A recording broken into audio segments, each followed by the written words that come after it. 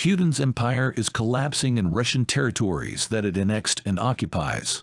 Even bordering Ukraine, serious popular resistance is sprouting in the occupied regions of Crimea and Ukraine under Putin's leadership.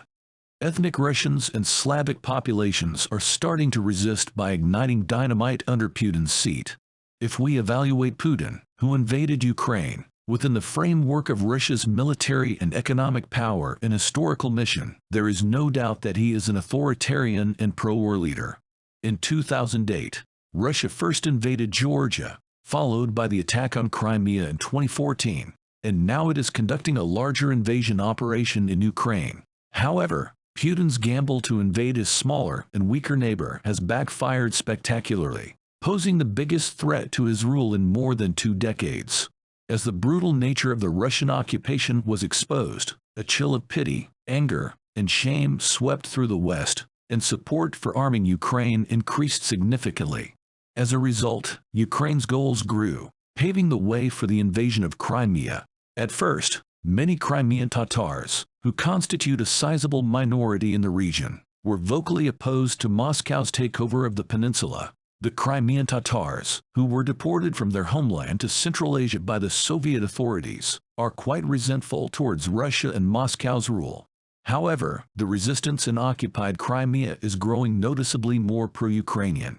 Never since the beginning of the occupation has the resistance been so blatantly pro-Ukrainian and visualized as such. Until 2020-2022, the resistance in Crimea was more about human rights. But now Ukrainian songs are heard at weddings and classrooms on the peninsula, and leaflets are being distributed in the streets informing people about the victims of the full-scale operation and Russian aggression. We now see inscriptions of glory to the Ukrainian armed forces on the walls of Crimean houses, and Crimeans are sending each other private messages with photos of soldiers telling the Russian warship where to go.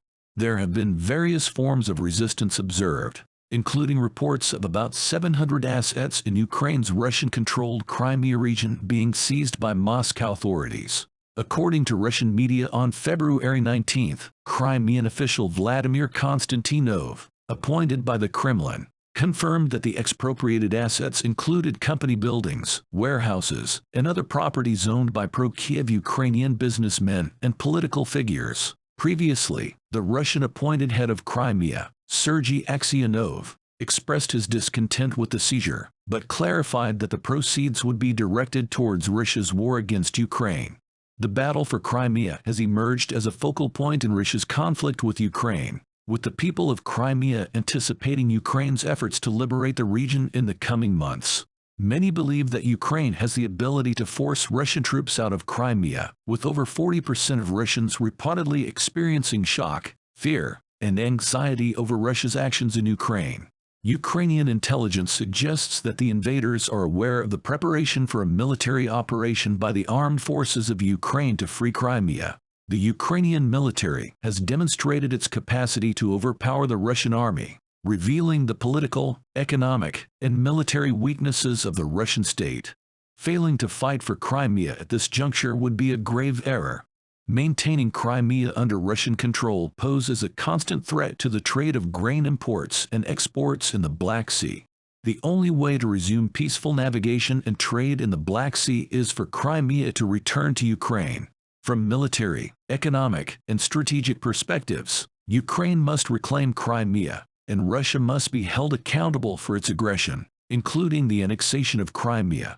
The head of Ukrainian intelligence has recently discussed the possibility of returning Crimea by any means necessary, including force and diplomacy. It is evident that the ownership of Crimea is a matter of dispute, and Russian troops cannot continue to occupy the territory. Nevertheless, diplomatic solutions for the return of Crimea are unlikely, given Russia's unwillingness to concede and return the territory to Ukraine. These regions hold significant strategic importance for both Ukraine and Russia and will not be returned through negotiations. The only viable solution for the return of Crimea is for a change in the Russian regime, with new democratic authorities annulling all decisions made under the Putin regime. Unfortunately, it appears that diplomatic efforts will not be able to bring an end to the ongoing war. However, Ukrainian forces have made progress by reclaiming more than half of the territory previously occupied by Russia. This conflict has resulted in tens of thousands of casualties on both sides, widespread destruction, and has led not only Ukraine, but also Sweden and Finland, to seek NATO membership, thereby increasing the security threat to Russia and causing international isolation. This has also undermined Russia's long-standing integration with the West. President Putin appears to be struggling in this longer and more challenging conflict than anticipated. With an increase in Russian troop presence in Ukraine, the digging of trenches in the Donbass region, and a buildup of military equipment in neighboring Belarus. These actions suggest that the Kremlin is preparing for a major offensive in the spring, especially given the recent statement by Russian officials hinting at a new mobilization and raising the age requirement for military service. In short, Russia's actions have escalated tensions further. As more players take sides in this conflict, there is an increased risk of neighboring countries becoming involved. Meanwhile, NATO countries continue to provide modern weapons and unprecedented levels of military aid to Ukraine, which supports the argument that they are engaged in a proxy war over Ukraine. In this scenario, the fuel that fuels this war is the Ukrainians themselves. By supplying Ukraine with high-tech weapons, training the military, and sharing intelligence, NATO has become directly involved in the war, which the Russian authorities view through an existential lens.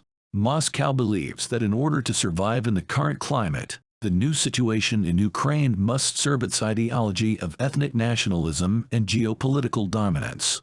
They fear that if Ukraine is not controlled, it will become a military stronghold for the West, which undermines Ukraine's right to sovereignty and independence, leaving war or destruction as the only options. Both sides have existential concerns, resulting in a turbulent balance of power on the battlefield, with the level of violence and destruction continuing to escalate. The Ukrainians, who refuse to leave Crimea, continue to attack the Crimean bridge and various Russian military targets, both inside Russian territory and Crimea. In an attempt to alter the situation, both sides have implemented new political tactics to increase their military strength or gain an advantage at the negotiating table. Since the Russian invasion, the West has provided unprecedented support to Ukraine, serving as its defender, protector, arsenal, and banker, despite not being a full-fledged military ally.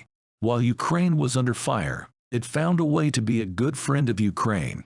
But a more difficult test arises when the West must determine what type of friend it will be to a vulnerable, half-devastated country where the war has largely halted but has yet to end and may never completely disappear. The European democratic community will need to confront the question it has avoided. How far are we willing to go to defend Ukraine in the long run? This is all for today. You can support our Ukrainian team by subscribing, and hit the like button if you enjoyed the video. We'll be back with more updates and information. Thanks for watching.